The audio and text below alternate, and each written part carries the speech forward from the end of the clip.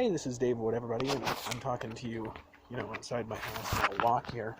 And I want to ask a very specific request from you, and then I'm going to rant a little bit about something I just experienced. And it's not negative what I'm ranting about. I want you to hear me, so I don't want anybody to feel like I'm calling them out, or that I'm being negative to them in some way. But I want to respond to some stuff that I just experienced on Facebook. And it's not overtly negative, but I wanted to talk about it with it, because if I don't talk to you about it, I don't think that any of you are going to really understand my perspective, because I think I've actually tried to explain this in a different way, and I don't think anybody's really understood it. And I don't think I particularly think that my opinions have not been respected, and my beliefs have not been respected, and it's somewhat, from some people that I've known, it's actually a little bit hurtful to me. But that's okay. I'm just going to explain it. Okay. So first of all, can you please pray for my wife, Priscilla, my two kids, Gabriel and Angel, and myself. I haven't seen my kids in really maybe once in a year and a half, and that was on a brief Skype meeting. It's caused massive discouragement in me, and I believe it is the core reason why I've not really been doing that well, as far as I have the ability to make. I know I have the ability to make tons and tons and tons of money, but I'm very honest about what's going on. And I think sometimes when people just aren't honest and authentic about what's going on, people don't understand it. And if they don't understand it, it's very easy to judge a person and to think, something's going on that's not going on, or to make up stories in your head about that person.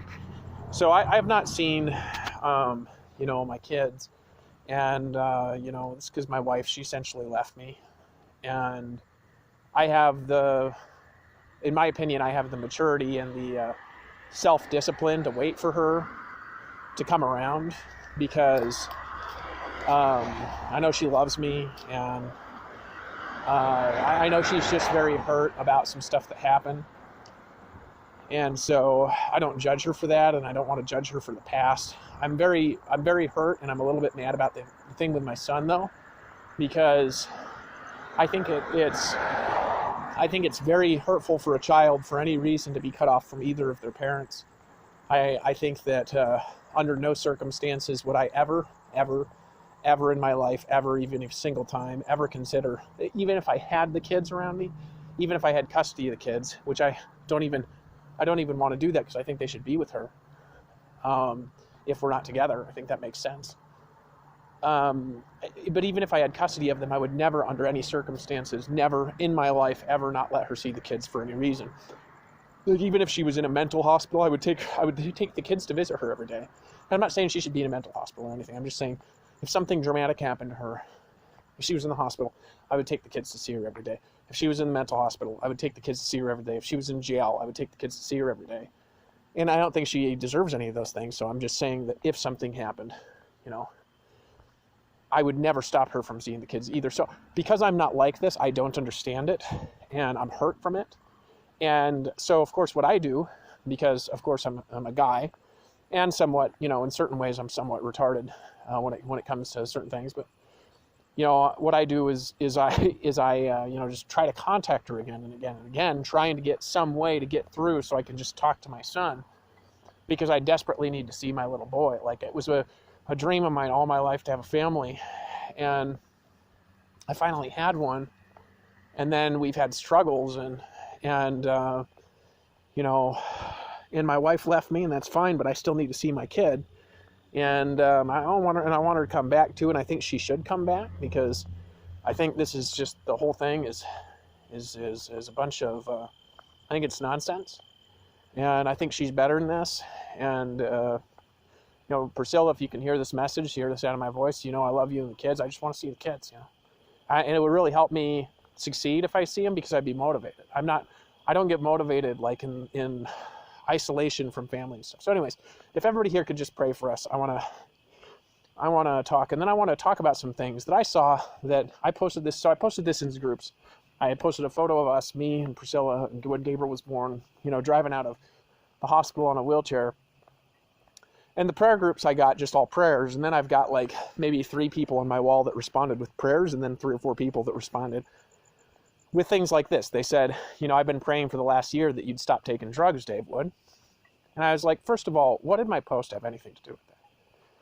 Second of all, I want to talk to you guys about this, because there's this thing where I keep trying to do something, and what I'm trying to do is I am trying to bring a message to humanity that has a lot of hope and healing in it, okay? And I've been healed. You say, well, you're going through pain. How can you bring hope and healing from humanity? Well, I'm going to talk about this in this audio. And I'm going to talk about stuff that I've healed from that I've never even met anybody that's healed from. That I've never even met anybody that has gone through anything like some of the stuff that I've gone through. And so I want to talk about it because I think I can talk about healing from a great place of authority at this point because of what I had to go through. So, I got these people, and there's a big group of people that are starting to believe me, which I'm very thankful for, by the way, for all of you that are starting to believe me and you're starting to trust me again and stuff like this. So there's a big group of people that are starting to believe me, and then there's another big group of people that are kind of believing some of the things that I say, but it's just really some of them because they don't really embrace my whole message. And my whole message is true. So, but it is what it is, okay? So I've got people that embrace it. And then there's a good section of particularly my old friends in particular who hear everything that I say, and this really is pollutive to my energy. And I'm not going to blame them. They're allowed to think what they want. And no matter what it is that I say, no matter what important knowledge I'm bringing to humanity, no matter what impact I'm desiring to make, they just keep thinking the only thing about my message is that I'm on drugs or something. Okay? That's all they think about it. That's all they think about it. They don't consider that what I'm saying is actually true. They don't consider that there could be a big war coming that could destroy everything they love about society.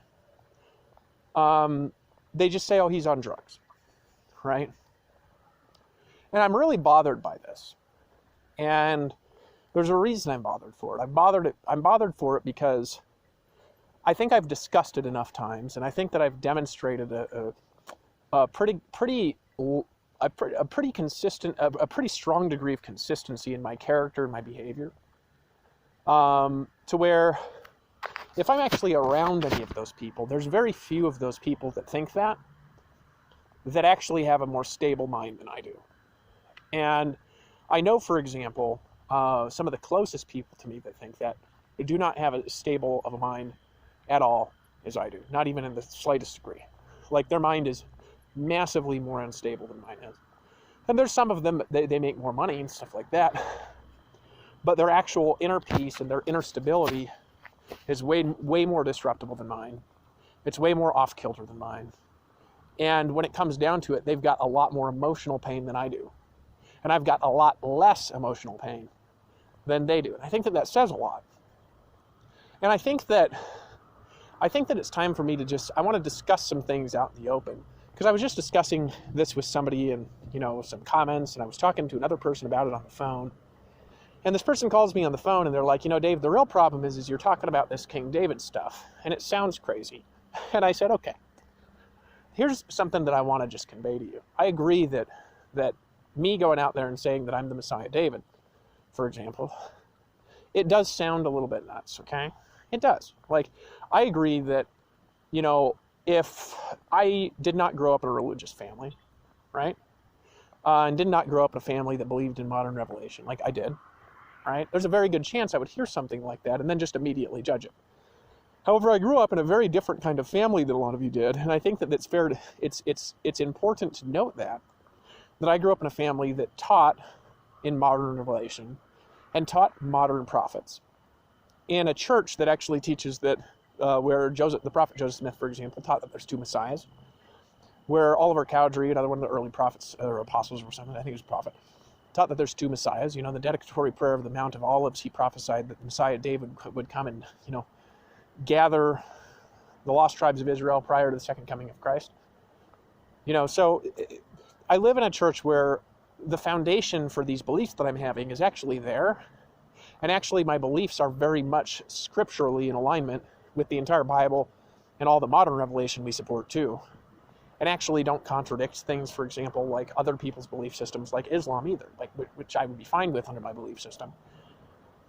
They just sound like they're a little bit out there. And then for the people that they agree with part of the message, for example, they say that part of this message that I have, it comes from self-absorbed pride, where, for example, I'm saying I'm the Father or whatever. Which I want you to understand something, that even when I'm saying that, which I'm not really talking about all the time, I'm talking about it, I talk about it maybe 5% of the time, and I'll talk about it less too, because I don't need to talk about it all the time. I'm talking about it not because I want to talk about it, I'm talking about it because this is the message that the Father gave me, and I have to stay in submission to my revelations. And if people don't believe it, this is actually an example of society rejecting the prophets. It's not an example of me doing something that I'm not supposed to do. And I'm actually supposed to do this. This is what God told me to do. And, somebody asked me earlier something that I think is important, but I want to go back to this whole drug thing for a second, okay? I want to make something really abundantly clear to everybody here, okay? I am not addicted at all to plant medicine. Those of you who even know I'm taking plant medicine, some of you don't even know what I'm taking and don't even know what it is. I can go off of it taking it anytime I want to. I stop taking it sometimes for periods of time. I always take breaks from it every week, right? And when I take breaks from it, it doesn't really do anything. I just take a break, I'm fine the entire day, I'm fine the next day, I'm fine the day after that. I'm not dependent on it, right, to do anything. The revelations that I'm receiving are not because I'm taking plant medicine. It just does certain things that are very useful, for sort of like taking like a vitamin supplement, or like taking somebody taking caffeine or something like that, which for me, I don't drink caffeine. I take no stimulants, okay? And if you saw me on it and then you saw me off it, you would see that I actually behave in basically the exact same way, whether I'm taking it or whether I'm not taking it. Like, for example, am I taking it right now? Well, I'm taking a walk, I'm out under night, and I'm doing an audio. I must be on plant medicine. No, I'm not, right? It was one of my days off today. I might take 3 days off. I might take 2 days off this week. I might just take 1 day off. I haven't decided yet. My point is that I'm actually taking it for a very specific reason. I'm not taking it because I have an addiction to it. Actually, my parents, and I want to make this too, my parents agree with me that stuff saved my life. You say, well, what are you talking about? Well, very early after my enlightenment, I discovered this plant medicine in particular when I was over in, I discovered plant medicine when I was over in, Puerto Rico. You guys heard the story. And there was somebody that tried to murder me really close to, right after I took it. And that really messed up my life bad. And messed up my brain bad, messed up my heart bad. I mean, all my friends ditched me. It messed up my social life pretty bad because, I blew up and I made some mistakes. But he was like, I didn't even know what was going on, But really, I shouldn't even be alive. Technically, there's no scientific reason why I'm alive at all, right? And what actually happened was there was a guy that was working for me that was paid to kill me. Okay? And he was going to kill me anyways, regardless of whether or not he tried it in the way he did, which was he tried doing it by drugging this herbological medicine that I'm taking with something that shouldn't have been in it, that I didn't know was there. And I know that because I wasn't taking anything else at the time. I wasn't drinking any alcohol. I wasn't even taking stuff like ADD medicines at the time. I had done that in the past. That I had done in the past. But I had stopped maybe 3 weeks before then. I wasn't even drinking any caffeine at the time or stimulants because I wanted to get off stimulants entirely, right? And so I thought I was just taking plant medicine because I bought this plant medicine from organic farms. And the first time I took it, it was this very peaceful, gentle experience. So there was no extras, anything in it. Well, I told this guy that I was taking it. And what happened is somehow the next day there wound up to be tons of amphetamines in it. And I started acting like a wild maniac. However, I had never taken amphetamines in my life, and never had taken crystal meth, never had done anything like this, and so I didn't know it was there. And so what did I do? I just kept taking it because I didn't know what was in it, and I just was like thought I was getting super strong or whatever, right? But there was enough drugs in that stuff that was put in my stuff to kill like 7 large people. Like a lot of people. I have hospital records for it. So I don't want you to think I'm just making something up. I've got hospital. The only reason I know about this is because of hospital records. Okay? I got dragged into hospital, after about a month of various kind of things put into my stuff that was there to basically destroy my cognitive function or kill me. So what happens is that what this did, for some reason, okay, the plant medicine did something to me that not only made me stay alive through that once, it made me stay alive through that for about a month and a half.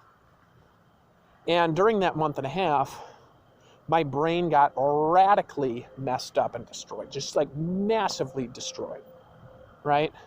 Because I had somebody that was putting stuff in my plant medicine that I didn't know was there. And I know who it was, but I'm not going to mention their names because I'm not here to do that. I'm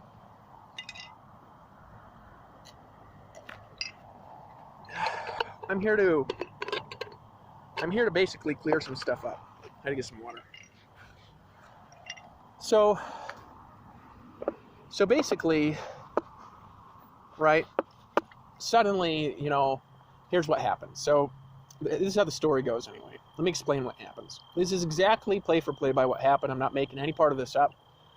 I wouldn't, because this is the same story I've told for the last couple of years. I'd stick with the story by my life because this is my word, and my word means something to me, okay? And my word has actually always meant something to me. And it particularly has meant something to me from the time I had my major spiritual awakening and realized, of course, my identity in the universe and who I am, or whatever, right? So what happens is this. I have this unique experience happen where I have my crown chakra open, which is what the Buddhists would describe as an initial enlightenment experience, where your crown chakra opens, you remember your previous incarnations, whatever. And everything about me changed. Everything about my behavior, it went from being one way to a superior, better way. Everything was better. But I had some karma that was coming at me from stuff that I did in past incarnations. And also, I think for some ways that I had done some stuff where I had made some mistakes in my business and stuff like this. Anyways, I had some negative karma that was coming at me. I had a lot of negative karma from previous incarnations. I had some negative karma from this incarnation. But most of this negative karma that was coming at me was actually coming from previous incarnations in particular, because I've always been very nice in this incarnation. I've done some stuff that's been rude to people and stuff like this, but I've always loved people very much. And I think everybody that really seriously knows me on a personal level would know that I love people with all my heart. I love creation with all my heart. I'm very nonviolent. I like, for example, if I see something on the ground that's alive, I don't even like to step on bugs, if I can avoid it. I've been like that since, for a lot of my life, actually, and then I've been especially like that since my crown chakra opened. But I also don't put up with bull crap. So if I ever have to stand up to somebody or whatever, and it seems like it's a little out there, then, I'm very direct too. But I love people. Right? So anyways, what happens is I have this massive spiritual awakening. Then this next day, when I'm not on plant medicine, after I have my crown chakra open, I had this spiritual knowledge come to me that told me I was immortal.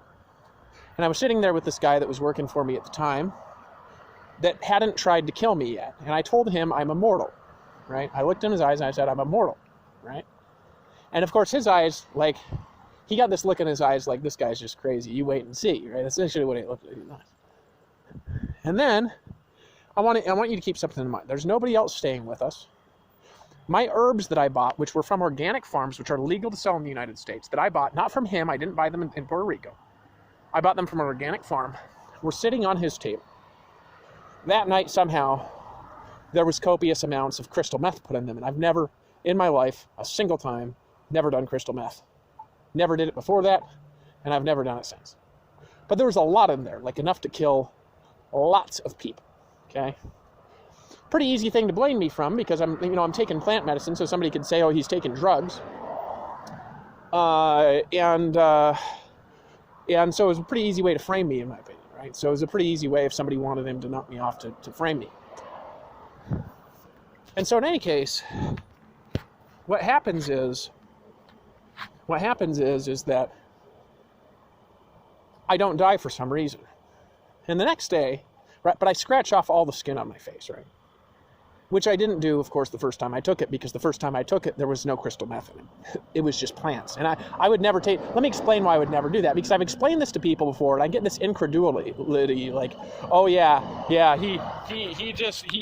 amphetamines explains everything. It explains everything. It's just like, no, you got to understand, in my entire life, I have always stayed away from crystal meth, because I found out when I was very young, even when I was a kid and I experimented and smoked weed and stuff, because I found out that, and I didn't do that too many times either. And most of my life, I didn't drink alcohol either. So, I mean, this is pretty consistent. You can ask my family about this. You can ask my brother Johnny about this. You can ask people I've been around about this. If somebody brought crystal meth in my house, I would kick them out of the house, right? I'm very, very, very, very specific about what I think is and isn't okay, because any amount of that kind of stuff destroys the brain. It destroys hard structures in the body that they don't grow back properly. It causes massive damage to the neurology.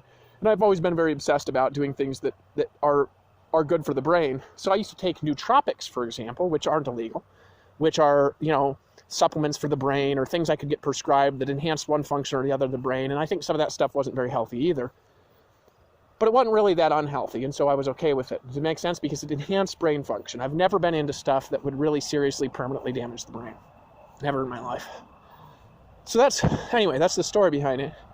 And this has somewhat to go with what's going on with me and Priscilla, in my opinion, right? This whole thing. So in any case, I want you guys to please pray for us, right? Because this is actually a very important relationship. Whether or not she thinks it's an important relationship, or whether or not she is that, whether or not she believes these same things that I believe, it doesn't matter. They're still true, And this is the thing I want her to understand, is that I'm a prophet. Now, in my opinion, she's disrespecting the prophet too. And in my opinion, all of you who have treated me like in this way, I think you're somewhat disrespecting me. And I think some of you who have actually been talking to me, I don't think it's disrespectful, because at least you're having conversations with me to form your opinions. But some of you're not even talking to me. You're just forming your opinions from the opinions of others.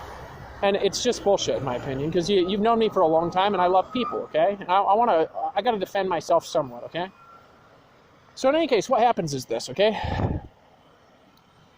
Over the next course of the month and a half, there was in Puerto Rico, this happened. And then I went back to Costa Rica, and I continued being drugged in Costa Rica. So there's only actually one way that could have happened. And there was 2 people involved, and I know who they both were. Right? And I'm not going to get into who that was now. And those people happen to be a couple right now, and they happen to be together. Right? And they're the only 2 people. They're the only 2 people that ever could have done it, because they're the only 2 people that knew when I was taken, where it was, what was in it, right? And they could have looked up on the internet, for example, very small amounts of crystal meth should have killed me from that. Very small amounts in there should have. And they put a lot in. It was a lot. And I know. How do you know? You say, well, how do you know? Well, in Costa Rica, right, a month and a half later, I wound up going to there was a mental hospital I got thrown into, because I was acting like a crazy maniac, because I was on crystal meth and I didn't know it, right? So I was like breaking stuff with my fists and bending metal bars and making a royal mess. And they took me in there, and I had taken plant medicine, nothing I had smoked, I'd just taken plant medicine. And 7 hours later, about 7 hours later, I got my blood taken in the hospital. And 7 hours later, there was about enough crystal meth in my blood to kill several large people. Like 5, 6, 7 people, depending on their size. A lot. There was a lot of crystal meth in there. And when the doctor told me about it, I was like, I've never taken crystal meth in my life. That's how I responded. Because it's never happened before, and it's never happened since, right? And he was probably like, yeah, right, whatever, right? But in any case, what happened is, that's the only reason I know. And I have that blood test from the hospital, okay? That's information that I have access to. So here's my point, and here's where all of this is going. During that time, my brain got severely damaged. Like, really damaged. Now, this isn't where my, for example, Revelations of the Messiah David came from. Revelations of the Messiah David actually came from when my brain was in a fine state, and it came from right at the beginning of my enlightenment, before the attempt of murders came from, and then they came from later revelations as well, some of them. And but the revelations about my spiritual identity in the universe, for example, it came right from my enlightenment. That's where they came from. So from my enlightenment is actually where, when my crown chakra opened and I remembered the universe, is actually where the information of my existence and who I am and everything like this came from. It didn't come from something that was being snuck into my medicine. It came from my enlightenment. My point is, why am I alive? First of all, why am I alive? Now, there's some other peculiar things about that as well. So what happened is that after that time, my skin aged really, really, really, really bad. I looked like I was about 70 years old, according to lots of people. I mean, wasn't just one. Priscilla thought that. Close family members thought that. My skin looked awful, okay? My skin looked awful. There were scars all over it. I mean, it had been beaten up and like, it looked like a dried old piece of leather. My skin did. And so then what happened is I started taking plant medicine again. And this time I bought it. I bought it from the same sources. Never had a problem with anything illegal being put in there again. Never had a similar problem again with the way that I was acting very early in the enlightenment. I had some things that happened where I erupted a couple times in anger and stuff like this.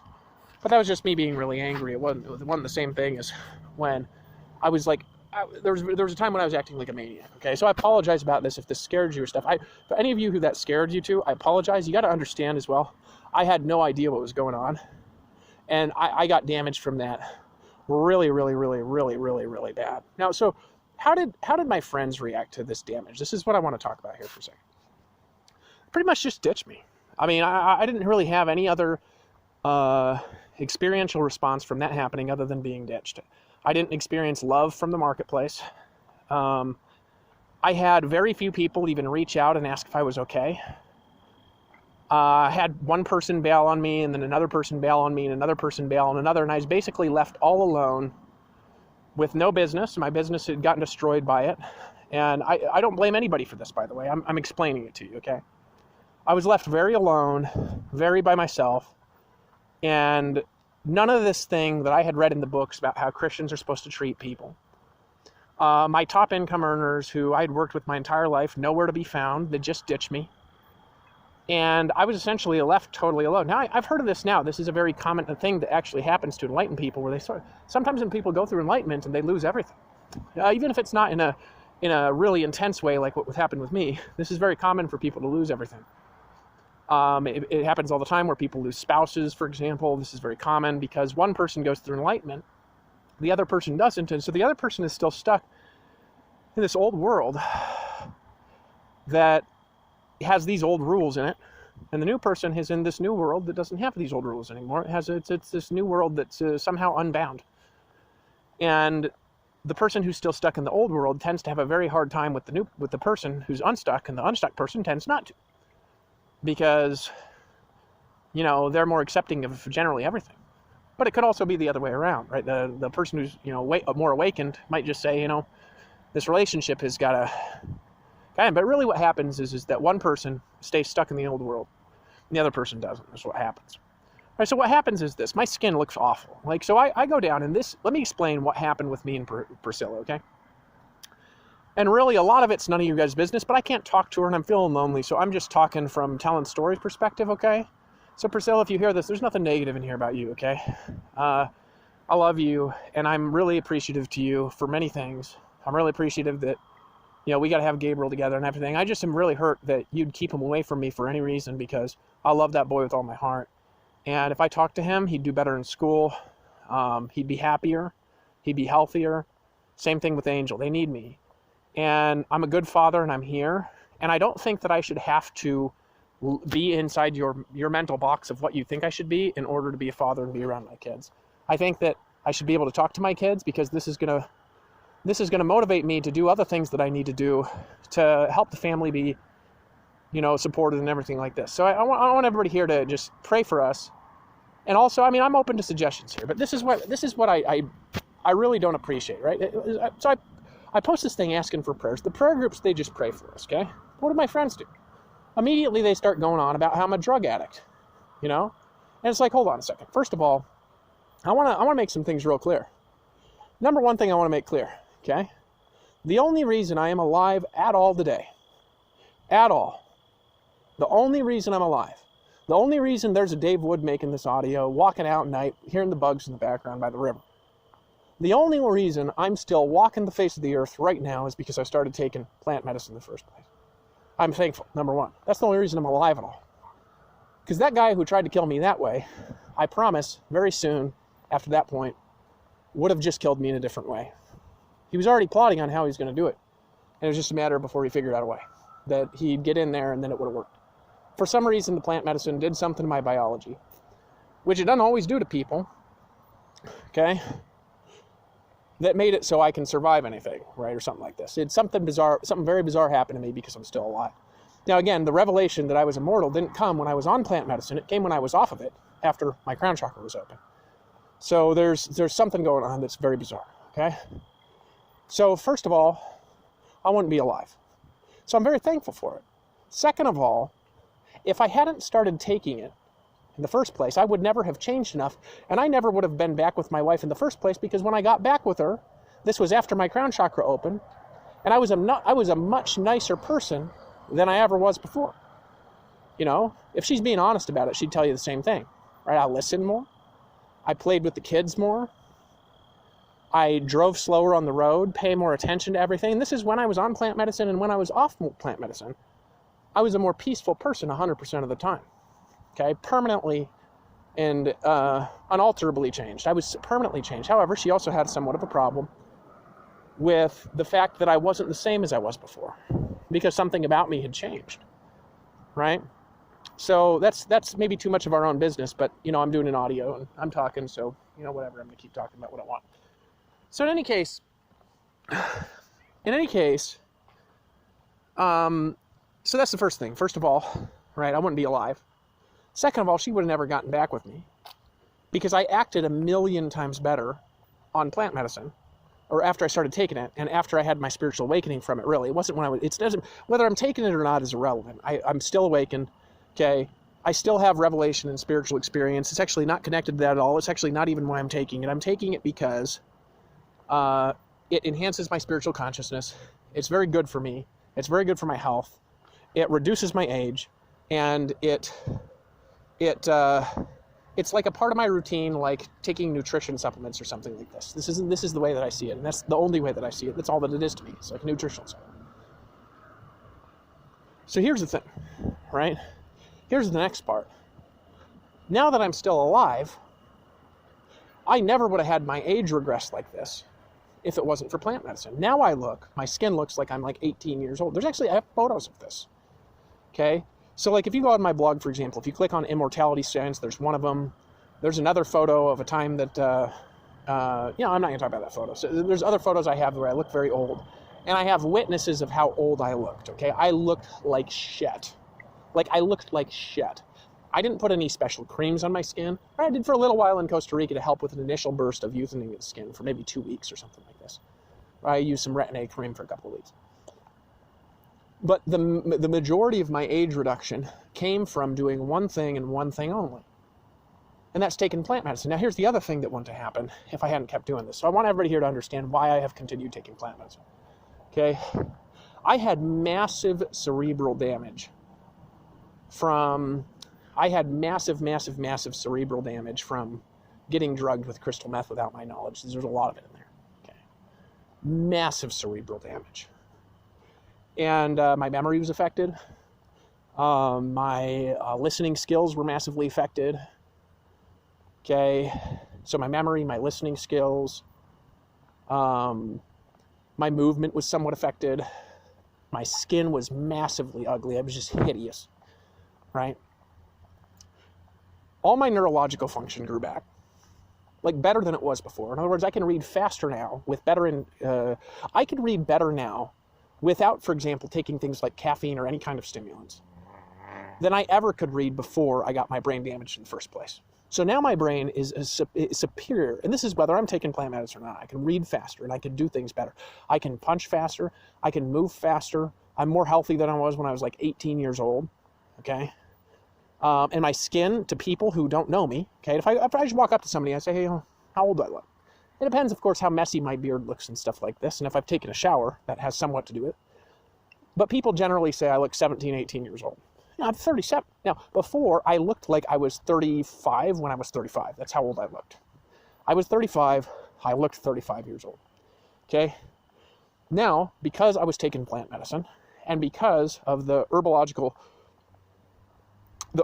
the herbs do, and my age is actually reversing for some reason, and you can chalk this up to all sorts of things. I mean, you could just chalk it up to my huge level of faith in myself, or whatever you want to chalk it up to, okay? My skin looks way younger than it did before. I'm a million times better at martial arts than I was. I'm better at reading than I was, okay? I'm better at thinking than I was. I'm better at listening than I was.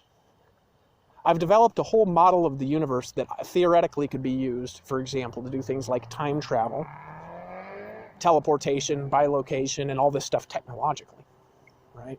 And it's actually a pretty good theory. It encompasses things. I'm working on it right now. And this is not something I actually could have even come up with before. So I couldn't have even, before I couldn't have even come up with something like this. I didn't have the capacity to come up with something like this. So now, I'm younger than I was before. I think better. I read faster. And I'm like this whether I'm taking plant medicine or not, okay? But it's because of this thing that I discovered. It's this because of what I discovered in the herbological kingdoms, combined with something weird in my biology. Maybe you can say that, but I think a lot of it's the plants, and I think a lot of it's something weird in my biology that happened when I was born again, and I had the Savior Jesus touch my head. And by the way, that happened when I wasn't on anything. Okay, that was when I was like 19 years old. I've been telling that story all my life. I got the key of David when I was 19 years old. And that's prophesied about in the Bible, right? Like I had supernatural clouds appear by my house that made world news before I was ever taking any of this stuff. Okay, so it's really important to understand that not all of the things that have happened to me in my life had happened since my spiritual awakening, my enlightenment. I've had a lot of spiritual experiences, my enlightenment, outside of taking plant medicine, right? Because plant medicine, it's not there for just spiritual experiences and stuff. See, people think I'm taking hallucinogens and seeing things all day. It's not the case. Even when I take the plants, I don't see things all day. I just see what's there. It actually is a very slight different effect as when I'm not taking it. It almost produces nothing in the biology whatsoever other than an enhancement of thinking ability, and that's it. That's all that it does, right, when it's taken properly. So, what is people's problem with me doing what I want is my problem. My problem is, Priscilla, what's your problem with me doing what I want? Because it is safe, right? It's safe to do. It's totally safe to do. What's the problem with it? There's nothing wrong with it whatsoever. I think that I've actually discovered something that can be utilized to treat a lot of diseases, for example. And I haven't been able to get any funding from that from people that I know. People are too prideful and too stuck up to think that I'm actually onto something. Even though over a period of a year, they've seen an enormous amount of evidence for it. Like, for example, the way that my movement behavior continues to enhance, even though I'm not doing any exercise. My martial arts ability has exponentially gotten better from where it was a few years ago. It's exponentially better, right? It's not just martial arts, though. It's thinking, it's everything, right? And, but what's the problem with people in letting their old friend do what he wants and them doing their own thing and just being happy for him that he's happy? What's the problem? I don't get it, actually. You know, I was just talking to somebody, I post this on my Facebook wall, and immediately I get a couple of people respond. One of them posts a link that, by the way, I'm not mad at this. I'm explaining from my perspective, okay? Number one, I would not be alive if it wasn't for that stuff. My parents think that too. They think somehow that stuff saved my life, right? And they think that for other things too, because it fixed a lot of behavior that, for example, I had my whole life that I couldn't fix. I'm a way better son than I ever used to be, in a lot of ways, and I'm a better person all around than I used to be, like way better of a person than I used to be. The only way where I am not superior to how I was before is there was a temporary phase in my life when I made more money than I make right now. And I think a lot of the reason why I haven't been able to go out there and make more money than I ever made before yet is because I've been really discouraged. And at times I have to struggle still with like depression, for example. Yeah, so I'm not perfect. I mean, I'm not free because my crown chakra is open from all emotion. I haven't seen my son for a year and a half. And I literally, you have no idea. I sit there and I pray for hours sometimes in the day, like just saying, please, God, please touch my wife's heart, that her heart will open, that she'll let me see my son, that she'll let me be part of my son's life. Like I'm literally begging every single day to be part of my son's life, and she's not responding. And Priscilla, I got that you've got your reasons for not responding, but I would have my reasons for being really mad at you too, and I'm not mad at you.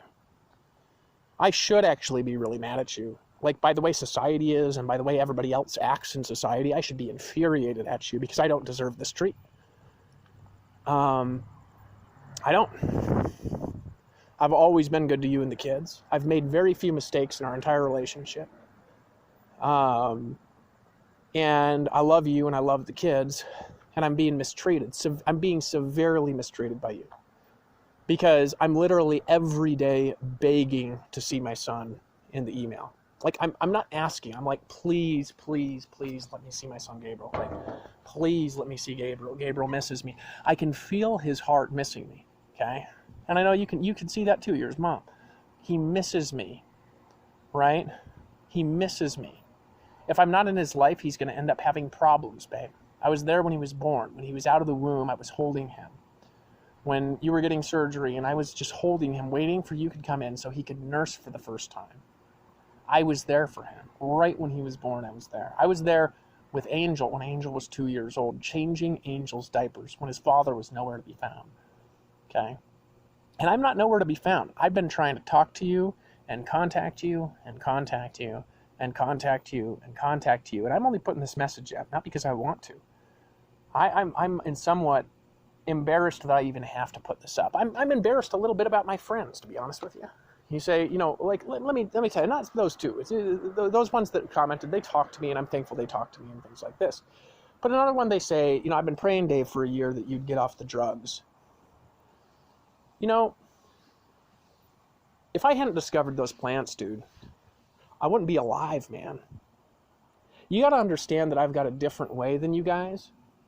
And if you guys want to stay in your box that you're in, where you think everything's going to be okay the way that it is in society, and we're just going to keep this exponential compounding of economics thing going we're never going to have any negative karma from it without changing it. You can go ahead and think that by yourself. I want to change things, okay? I'm very different now than I used to be, right, in a lot of ways. Now, the one thing that I miss, that I think it would be really nice for me to do again, is to go out there and make a bunch of money again.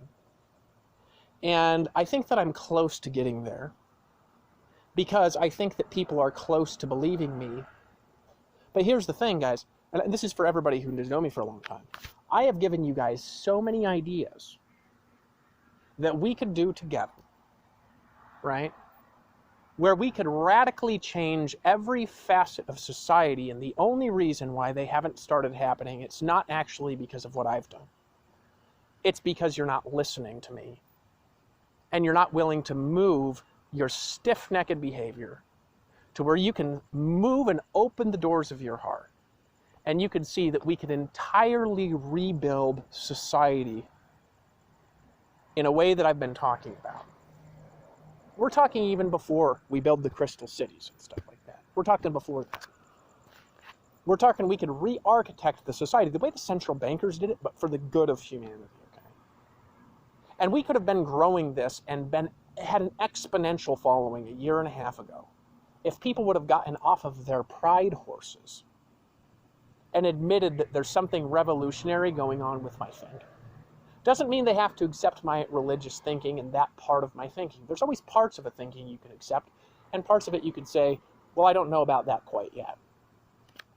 I'll tell you, the only reason we're not doing mass scale miracles together in society is because there's not enough of a following to generate enough faith and belief to do the miracles. I already know how to do them, right? And I can't do that alone, you know? I was talking to one of my friends about that the other day. I was talking to a guy named Bart about it, and I was like, you know, people have a hard time with some of the stuff that I'm saying. And he's like, you know, well, I believe this one thing over here. And, you know, he's like, I'm more open to this thing over here. But then when I start talking about me being an incarnation of the Father, well, he's just being prideful, and it's just God syndrome. I've heard people say God syndrome. I've heard people prideful. And to be fair, I mean, you know, it would be quite easy to call something like that God syndrome. But I want everybody here to understand something here. I'm not saying that to make money. I actually originally was not even going to tell anybody that for a long time because I didn't think they'd receive it that well. And I was right, actually. I was right in my original estimation. I should have cut my mouth 100% shut. But I told somebody, they went and they told like 200 people and ran their mouth. And this guy was a temple recommended holder in my church. And because he ran his mouth and told a bunch of people, which it was my fault for even telling him in the first place, I wasn't expecting him to run his mouth. It was already out anyway, so I just wrote about it, right? And here's the reality, though. I'm not saying what I'm saying because I'm trying to make money from it. And I'm not saying what I'm saying because I got a huge ego about it. I'm saying what I'm saying because it's true. And that's the only reason I'm saying it. And if you understand that about that's why I'm saying it, that I'm not saying it for other reason. I'm saying that because God told me to say that, essentially. Then it's not God syndrome because I'm doing something that I'm in submission to the Father about. That's why I don't bend on my revelations. It's not about bending my approach. My approach could be bent a lot. Man, my approach could go a lot different. I think a lot of my approach at things has come, this is feedback for myself, I think a lot of my approach has come from,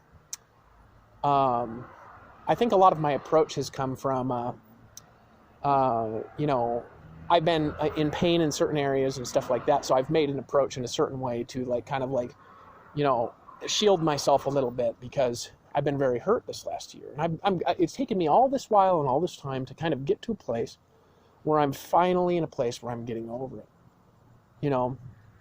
But here's what I need from all of you. I need all of you to get over your ego and start to believe in the greater vision that I've got for humanity.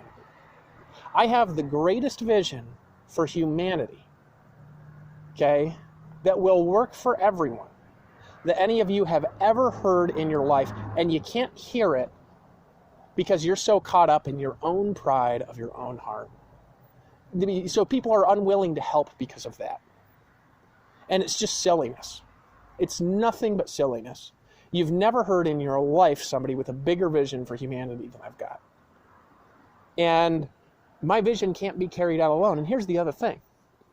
My wife and I need your prayers. That relationship needs to be restored. It needs to be. I'm not talking about just for me. I'm talking about for all of us. None of you have any idea the negative karma that relationship not being restored is creating in the spiritual universe. And I'm not blaming you for it, but in some manner, it's quite a few people's fault, not just my own. For example, it's 100% of the people's fault that were in World Ventures with me, that drove me out of the company, that weren't willing to even talk to me, that cut off contact with me entirely when that fiasco happened. When I was trying to reach out desperately to fix things, and I know I messed up and I'm not blaming you for 100%, I'm saying like that's maybe 10% my fault and maybe 90% the fault of my friends right there. Because that would have supported my family and supported my kids, and that income was stolen from me by people I trained. And I've had a hard time recovering since then, mostly in my spirits because my heart's been broken. Because none of them have apologized. I saw a lot of people in meetings in that company right around that time I got boot to the streets. And I ain't seen none of those people who were in those meetings. Not one of them has sent me a message and said, Dave Wood, I'm sorry, I messed up. You know what I mean? So I think that I've got my own stuff to go through, and I don't want to keep dwelling into the past and stuff like this. But there is a massive negative karma on society right now because people are not getting behind me. You know, somebody's like, well, you're blaming your friends for people getting cancer when, and that just sounds ridiculous. It only sounds ridiculous because we live in a society where people have such a small amount of faith that they can't understand that there might be something moving right in front of them, that God might be moving right in front of them in a way that they've never heard of before, in a way that they've never felt before, right? And them ignoring it is causing a curse on all of humanity. I'm not joking around about that, right? There is a curse on all of humanity right now because of the way people have rejected me since I've known about my mission.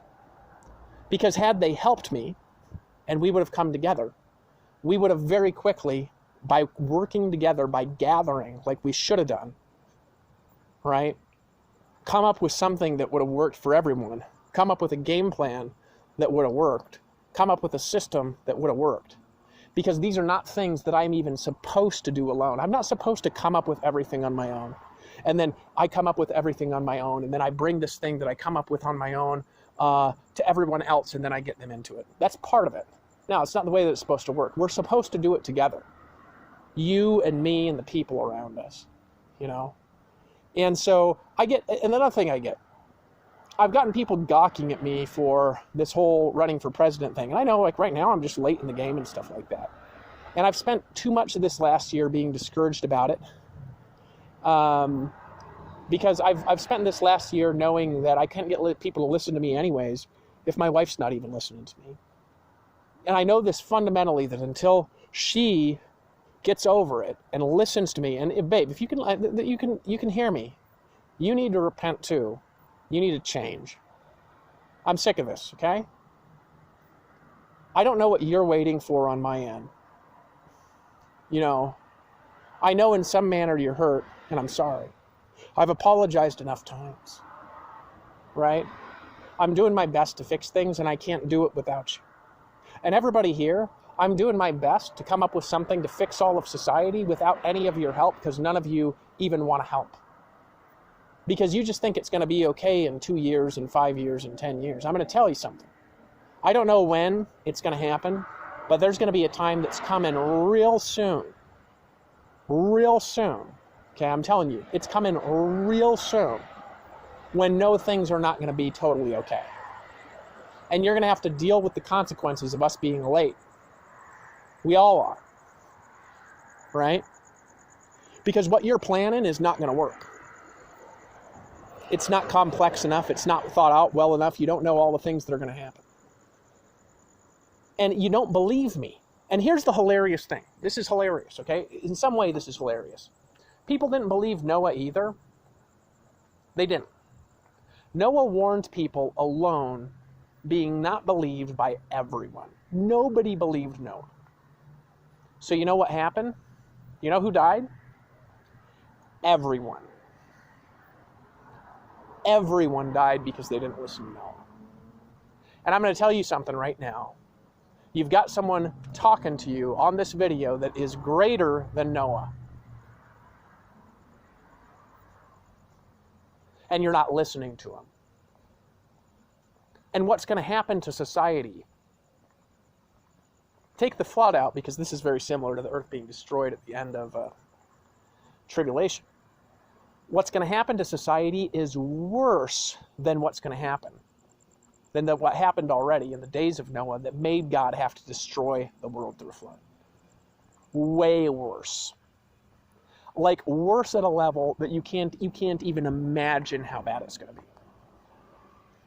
And I've been trying to prepare all of y'all for the last 2 years. I'm getting sick of it. Babe, my wife, I'm getting sick of you not respecting me. I'm getting sick of it. I'm getting sick of you walking all over my face and not standing up to you. Okay? You got to understand here for a second, you're walking all over my face by not letting me see the kids. You don't want to be with me right now, do your thing. Right? Do your thing. Walk all over me still. But I'm telling you, it's a bad idea. Because I'm just telling you it's the wrong thing to do. That's it. I need to see my children. Right now, I need to see them. Please, I'm begging you to let me see my kids. In front of everyone, I'm begging. I need to see my kids. I need to see them to feel motivated about the future. I need to see them to be excited about making a plan for the future or anything. Because I'm thinking about my kids all day and night, and it's distracted me from doing what I need to be able to do. And I can't get over it. I've tried getting over it. I've tried NLP on it. I've tried all sorts of things to get over. I can't get over it because it's still going on every day. I need to see my kids. I need to see my kids, and I'll help you with anything you want help with, okay? Anything at all you want help with, I can do if you let me see the kids. I can do anything in the world if you'd be letting me see my kids this whole time. If you'd not left me, babe, we could literally be at this moment in time billionaires right now, you and me. That's how rich we could grow, and that's how fast we could grow a kingdom with you and me working together. But you can't work together with anybody because you're too prideful, babe. And look, everybody else here who's sitting here, right? Understand, right? I'm talking to you too, right? I love all of you. I care about all of you. I know people get pissed off because I say things and stuff like this when I'm saying like there's curses fall on humanity, and I say this is why that curse has fallen on humanity and why that flood is happening and why that storm is happening over there. And if people don't change, this kind of thing is going to continue to happen and continue getting worse. And people don't want to hear it because they want this nice little fluffed up version of the world where everything is okay, right? Everything is okay, you know, and it's not. It's not. Everything is not okay right now. It's not okay. The world's imbalanced, severely imbalanced. We got severe imbalances in the atmospheric conditions. We got severe imbalances in the tectonic plate systems causing earthquakes all over the world that are getting bigger and bigger and bigger and bigger, and nobody knows why, right? We got severe health imbalances and diseases going around the world right now. We've got epidemics going on that can wipe out a huge amount of humanity right now that are disease epidemics that are going on. And people are just trying to ignore them out of existence like they don't exist. And all these problems are exponentially compounding and piling up. We got these giant sewers of trash systems that are just like these giant like piles of like where everybody just dumps their trash and it just grows and grows and grows and grows and grows. We've got a giant growing pile of trash in the ocean that's like this continent-sized pile of trash and plastic just piling up in the ocean right now, right? We've killed off like 51% of the fish in the ocean in the last like 51 years. We kill off like 1% of all ocean life every 12 months right now. And you think everything's just going to be okay if we just keep up with the same old bullshit. No. This is the problem that you guys don't understand. So look, when somebody comes to me and they say, what's this got to do with the original message of this audio? I'm almost back, so I keep walking back and forth to save myself space and time here. What it has to do with is this, okay? Number one, if you've not talked to me in the last year or ever, don't call me a drug addict. You don't know what you're talking about. I'm not even addicted to the stuff you're addicted to, right? You're addicted to stuff that I am not addicted to, right? There's this girl on Facebook, right? And I'm not going to mention your name, so you don't have to get mad, right? But she's talking to me about this stuff. And it's like, look, I can tell by that girl, the way she talks in her messages, that she's got her own psychological damage from her past that I don't have anymore. Okay, I got my own damage in my heart and my mind that's happened from this last year that most of it is healed through, okay? That I've still got a little bit of pain from, but I'm mostly healed through, right? Look, I don't have your psychological damage. It's gone from my brain, okay? I've had a bunch of people that, I've met people, you know, over the last year or whatever, they're alcoholics and stuff like this, and they're trying to criticize me. So it's like, you're addicted to alcohol. You're a sex addict, right? You've got personality disorders and you're trying to criticize my behavior. Grow up, right? Don't criticize my behavior when you're walking around with 3 personalities and 2 of them are little demons that blow up and break things when they get mad. You know what I mean? Like, I don't have these problems that you guys have. I don't. You think I do, and I don't because you're not talking to me, right? So here's the deal, and here's why I'm making this message, okay? First of all, I'm just calling all of you out right now on a massive pride that I see, okay? And it's a problem. And if you don't want to think it's a problem, then you can be the one that thinks it's a problem with all your friends who think it's not a problem or whatever. You're thinking it's not a problem. They all think it's not a problem. And then what happens is when Noah gets in the flood and waves goodbye and the winds come smashing down, you all smash into pieces and there's none of you left. That's what you're facing right now. And you because you don't understand that, you're not doing anything, right? You have no understanding of the future whatsoever. You think it's all just stock markets and pies in the sky. You think that we're just only headed in one direction, and that one direction humanity is headed is only positive. No, there's a section of humanity that's headed in a positive direction. And overall, there's an awakening that's headed in a positive direction. However, there is this giant, broken, polluted, twisted, evil section of humanity that's growing. And because of lukewarm people that won't stand up to bullshit, it's overtaking society when we're not looking, and it's going to come down and pounce on us if we don't change. So, one of the best things that could happen in the world, okay, the best prayer you could say, one of the best things you could do is please pray for Priscilla Chacon, myself, and my kids. Because I have this fundamental thing where I just don't feel like anything gigantic in the positive direction is going to be able to really flip until that thing gets fixed. And I can't really do anything because I have no way of reaching out to her. And I've tried. I've done everything that I can. And I'm 2 seconds, I've been so close so many times to just leaving America and going somewhere else for a while and just saying, why am I talking to these people that won't repent? Why am I talking to these people that are so stuck up? But here's the thing, I know they can change. I know that if we work together, we could change America. That's why I've been so adamant about it. Because if we work together, we could change everything. If we work together, we could stop all these problems from happening. If we work together, we could stop this pollution problem that's happening. If we work together, we could make radical advancements in technology in years that couldn't be done normally in 10 or 15 years.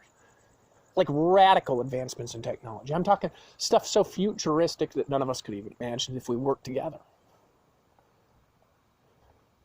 We could literally create a new generation of human beings that can do things that are beyond any of our imaginations if we just work together, if we just believe. Remember, all things are possible to him that believe, and her that believe as well. Please pray for my wife and I, okay? Pray that she'll forgive me. Pray that at a minimum her heart will open and she'll let me see the kids. Pray that God will forgive her. Pray that my heart will open to her. Pray that she'll talk to me. That I'll be able to raise my son Gabriel from his youth.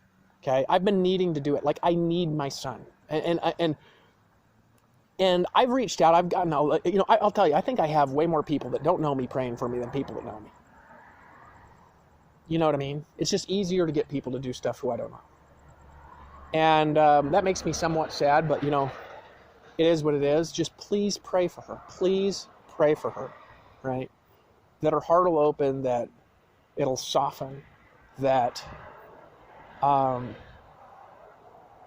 doorway will open up between us, okay? Please pray that your relationships will get restored. Please pray for your other friends, And please, for the love of God, can you stop judging people? Like, just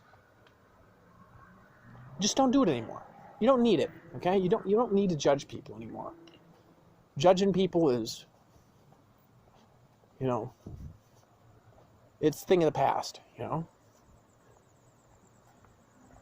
You don't need to live in the past anymore. I don't need to live in the past anymore. Look, if you're one of those people that's, in that group of people that rob my family of our income, forgive you, okay?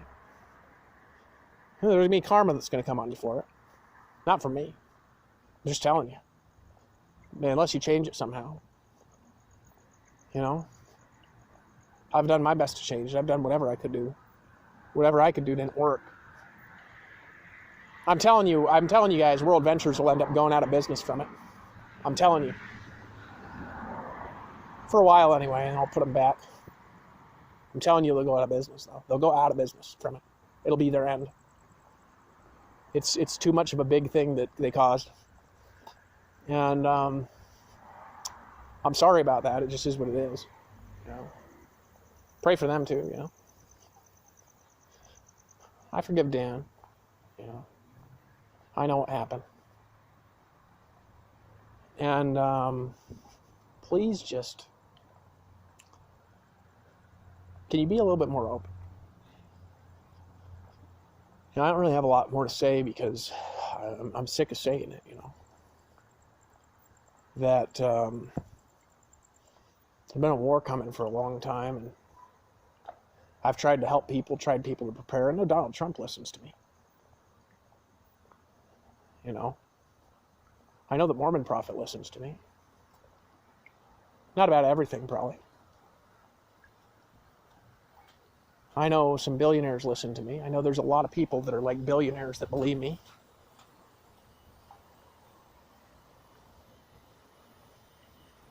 You know, but why aren't you listening? Maybe you're afraid. Maybe she's afraid. And so I just want to lift her up. You know, help her to break out of the shell she feels like she's in. Help you. Because we don't have a lot of time left, and when a clock's ticking, I'm getting sick of people mistreating me. And one of the ways they're mistreating me is by not listening to me. And not giving what I'm saying a chance.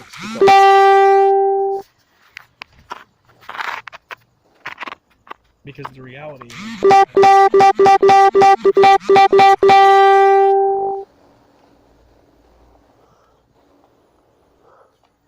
their life would totally change in ways they can't imagine. And this makes me sad that it's not. Because it's all the change that we're not creating that's really causing a lot of my pain. Because the level and the amount of change that we could have created by now is just beyond any of our imaginations, you know. And it still can be. But it can't be if I'm out by my alone trying to do it. I can't do what I'm needing to do alone. It's not even possible to do. It's not even possible to do without you. Priscilla, it's not possible to do without you. And this is the thing that's the most sad about all of it, is everyone listening to the sound of my voice. You knew about this before you were born. Because of the hardness of your heart, you can't remember. All of you. You defended me before the world was made. Priscilla, you defended me before the world was made. You were there. And I can remember it. I can remember you making me promise to find you. Promise to liberate you. Promise to keep my word and to do what I was going to do, what I was here to do forever. So it's time for something to change. It's time to change. It's time to be a new kind of person that stands up to leave. Changes the world together. See, that is what we can do. We can change the world together. Everything about the world. We can change it in a way that's beyond any of our imaginations. We can change it in a way that's beyond any of our ability to conceive or comprehend. And all of you know about it on the inside. Your unconscious mind all knows about it. Your spirit all knows about it. And you need to be able to remember before it's too late. God will only push back time so much, to give us a chance to wake up. Then he's going to get mad at all of us. I don't like it when God gets mad at me, but I'm doing whatever I can do through my writing, through my blog. But that's not the way that it's meant to come out. It's meant to come out together. You need to start believing. It's time to start believing now. And to get over it. And let go of your past and embrace a new future. It's time. Love you. Appreciate you. See you on the beaches of the world.